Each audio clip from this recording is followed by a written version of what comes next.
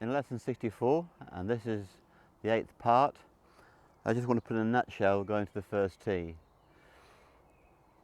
We have to go to the first tee with a very clear mind. It's okay on the practice ground, at the driving range, you're having a lesson, to break the swing down and have lots of thoughts.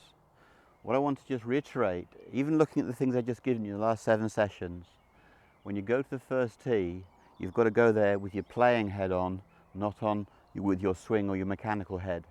On the first tee, you're going to be judged on hitting good shots, not on how good your swing is. You work on your swing here, you take your shot onto the golf course.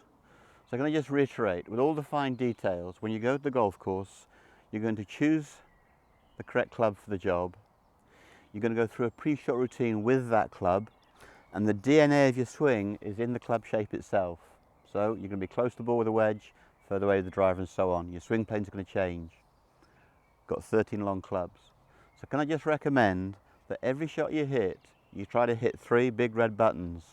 The prepare button, which is the setup, the backswing button, which is a coil, and the downswing button, which is a release. So let me just demonstrate that to you. I'm on the first tee. I offer the club. I'm going down towards the white flag. There's a red and white stake as the edge of my fairway. So I have prepared mentally and therefore physically. Only 2 things to do.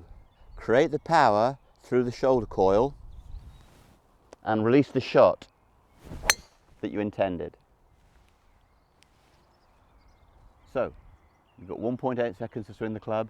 You can't carry too much in your mind in that time. Now, I pull that drive slightly. I'm not going to have an autopsy as to why, because if I do, I'll be telling my body to do something else. You see, when a child fails, they try again and the body doesn't get confused. When an adult fails, they try something else and then confusion reigns. So, I'm going to go again. I'm going to prepare. That's red button 1. I'm going to coil. That's button 2. And I'm going to release. That's button 3.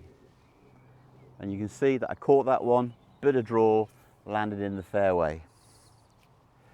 Now, if you find that you start off poorly because you're tense or stiff, or you've just had a bit of bad luck, or you just might have made a straightforward P.G.A of the shot, too late to change it. You can't go back to the practice ground or get your video camera out. You've got to find some way of doing it. Now, the human body is very clever.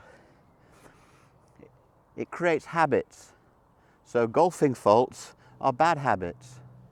But you can develop good golfing faults, if I could use that word, or good golfing habits by working on something to do.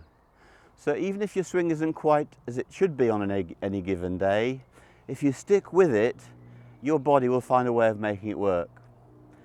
An example of that is people who have a poor putting stroke. The guys with a quick putting stroke is poor, they just pull and push the putt. You'll find other golfers who have a mechanically unsound putting stroke but go back slowly and therefore they can adjust. So when you see a Bubba Watson or a Jim Furyk, you're looking at golfers who are adjusting. They're not mechanically pure in the orthodox sense, but they know how to deliver the club as a matter of habit.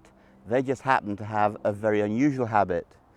Now, if you've stuck with me for the last 65 lessons, by the time you've got good grip and posture, I'm assuming that your golfing habits are really pretty good. Okay, so you're familiar with prepare. That's button 1. No pause this time. I'm going to coil and release. Now you can see when I hit the shot without the pause at the top, I was a lot more fluid, a lot more rhythm, I got more distance, and I certainly got more draw spin.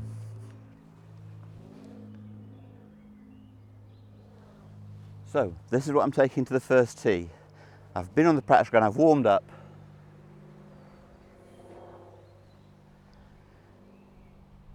I prepare, I coil and I release.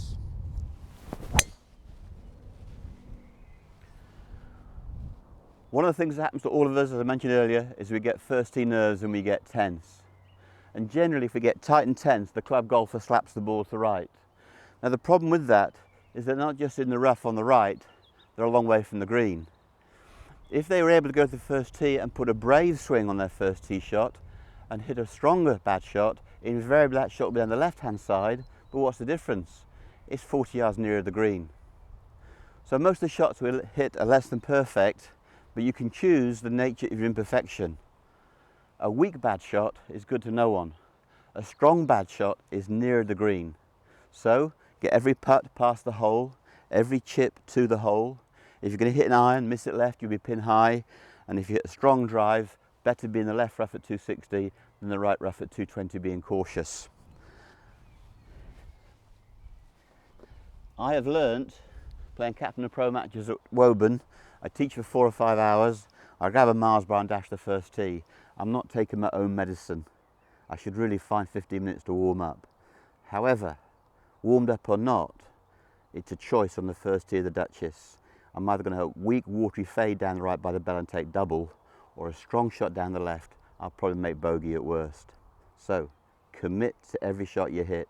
And can I just reiterate, when you get to the first tee, just 3 things: prepare, coil, release.